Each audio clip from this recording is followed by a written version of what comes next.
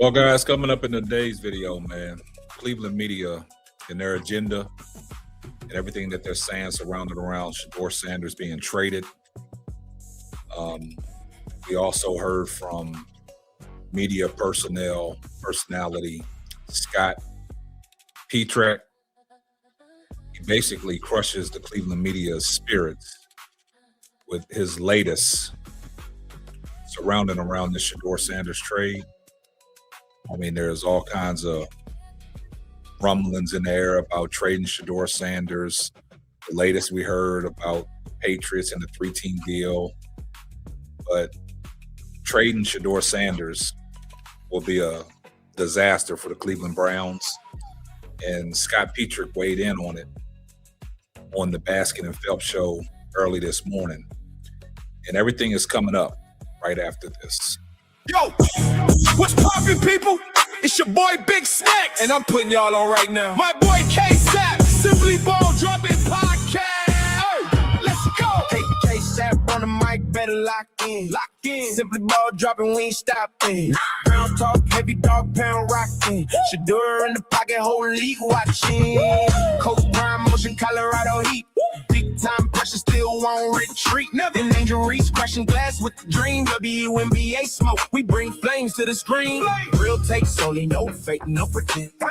Tell a friend to tell a friend. It might not be for you, but it might be for them. Like, comment, subscribe, bring the whole crew in. Hashtag salute, y'all know what to do. I see everybody in the comment section too. Salute, K-Sap, Simply Ball Drop, Big Snack stamped it. Let's get it. Well, guys, man, it seems like these trade talks won't go away, man. I don't know what Cleveland Brown organization is doing surrounding around Shedeur Sanders, man. It's a epiphany to me that, these trade talks are circulating and rumors are out there. And the Cleveland media would not let it die surrounding around Shedeur Sanders ultimately getting traded from the Cleveland Browns. I've always said that, this guy is in a quarterback competition with Deshaun Watson.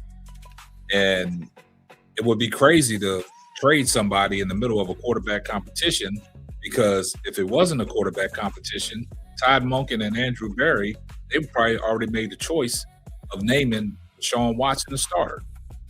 But the Cleveland media is still pushing this narrative about, trading Shedeur Sanders. We did a show this past Saturday on Sports Life Trail Podcast, and we talked about some things, and Big Snack said that it was a conspiracy to get, Shedeur Sanders up out of Cleveland. But that would be a travesty. And there's all kinds of reports coming out. But sometimes when the national media weighs in, because they looking at, on the outside looking in and looking from afar, and they're saying the same thing we're saying. It'd be a travesty to trade Shedeur Sanders. We've always said Shedeur Sanders is a franchise quarterback because he's in the best possible position to be a starter with the Cleveland Browns. And if this wasn't a quarterback competition, Todd Monken would have probably already named Deshaun Watson the starting quarterback. But Shedeur Sanders has put that pressure on the organization because Shedeur Sanders has progressed in every which way you can think about it. We've heard all the good reports from Todd Monken. We heard all the good reports from Andrew Berry. We heard all the good reports from the quarterback's coach. And it'll be difficult to let somebody like Shedeur Sanders walk because he is a franchise quarterback and he can be the franchise quarterback for this organization. So listening to Baskin and Phelps today, Scott Petrak, one of the media personalities, he weighed in on the situation and he's basically telling the Cleveland media, man, you guys are fools, man. Enough is enough. You got to pump your brakes. And listening to him, it makes sense, man. The guy was talking, straight facts. So we're going to listen to what Scott Petrak said on the Baskin and Phelps show. And when, we finish listening to what he had to say, we'll come back and I'll give you my thoughts, man. Take a listen. Over the weekend, and I'm actually looking at a headline right here talking about Shedeur Sanders possibly being traded. Is that reality, or is that it's the last couple of days of June? It does not strike me as reality. I just can't really figure out a scenario where that makes sense for the Browns or even for Sanders. If Todd Monken didn't like Sanders, like if they had figured that it was Deshaun Watson's job, then we would have that announcement by now. I think it's a real competition. I think it's close. And so why would you look to trade a guy that I think should be your starter? Because there is a chance, whatever that chance might be, that he can be your quarterback of the future. So I don't think it makes sense for the Browns. I don't think Sanders is going to go anywhere and have a better chance to start than he does right here. And even if Watson wins the job and they think Watson's going to win the job, he hasn't stayed healthy since he's been here. So I would think that Shedeur Sanders would get a chance to play this year and probably play a bunch. And if you're trying to win games, I don't think you can go into it thinking, okay, well, we got our first guy who's been beat up and hasn't played well, and then we'll get rid of the second guy, and then, it's Dylan Gabriel or Taylor Green. Like, it just doesn't make sense to me from either side.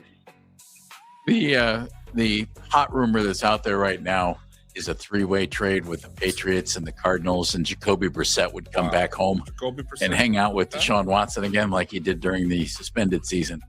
I agree with you. It doesn't make much sense because you would think Shedeur is the guy with the upside in almost any trade scenario because of what you said, Scott. If they didn't think he had a chance to be the starter, they would have already named Deshaun. Exactly. So I don't understand the thinking on this, but I wonder if something could present itself, say Anthony Richardson, that they thought we'd rather have this guy than this guy. Yeah, I get what you're saying, and that made sense to me in March.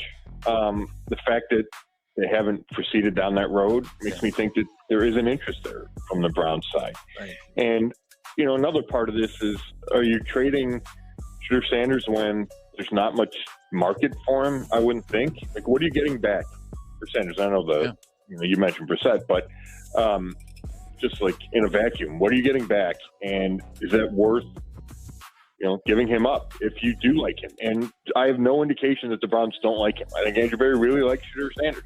Todd Monken has said good things about him. So this is the guy that really makes sense. It feels like this is year two.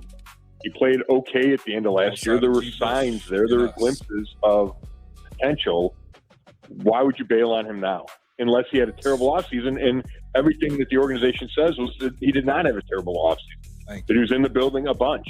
And that he got better, and I watched him get better as the offseason program progressed, where I think it's a real close competition with Deshaun Watson. And I like Jacoby Brissett a lot, and he might be better right now than Watson or Sanders. But the Browns had chances to get him since he left. He wants to be the starter. I don't think he would come here and be ordained the starter. It would feel like more like a backup to Watson, which Jacoby didn't really like in 2022 when he did it. Exactly. I sat down with him before the season, and he talked about why he took this job was because he knew he'd get the start while Watson was going to be suspended. Guys, you heard exactly what he said, man. He made total sense, man. And I've always said the same thing because they had a chance to get all these quarterbacks that they named. Nobody walked in that building during the offseason. Even when the trade period started, the free agency period started, what did Andrew Berry do?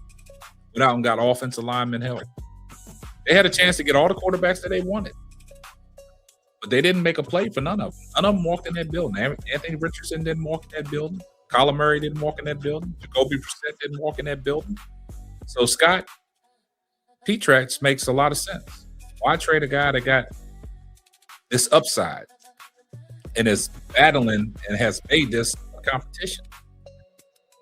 And when it's all said and done, Shedeur Sanders is going to come out victorious.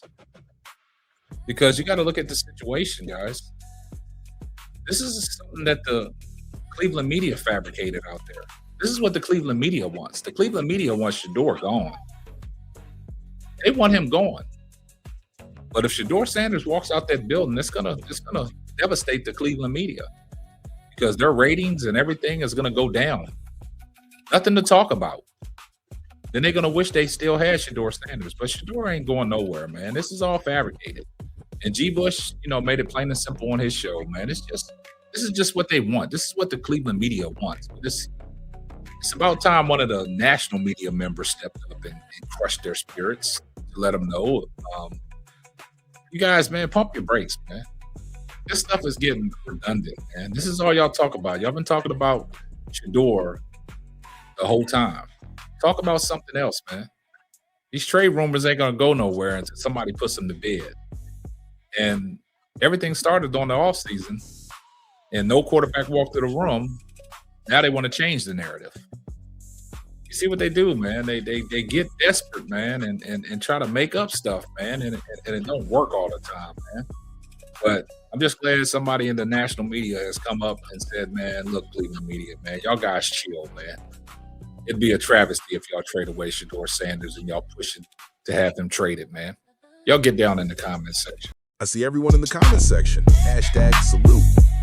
Make sure you like, comment, and subscribe, and turn on your post notifications so you will know every time I drop a hot banger. Oh yeah, just in case I forgot, tell a friend to tell a friend. It might not be for you, it might be for them. And that will wrap up another episode of the Simply Ball Dropping Podcast. I'm your host and the man behind the mic, K-Sap. Catch you on the next one.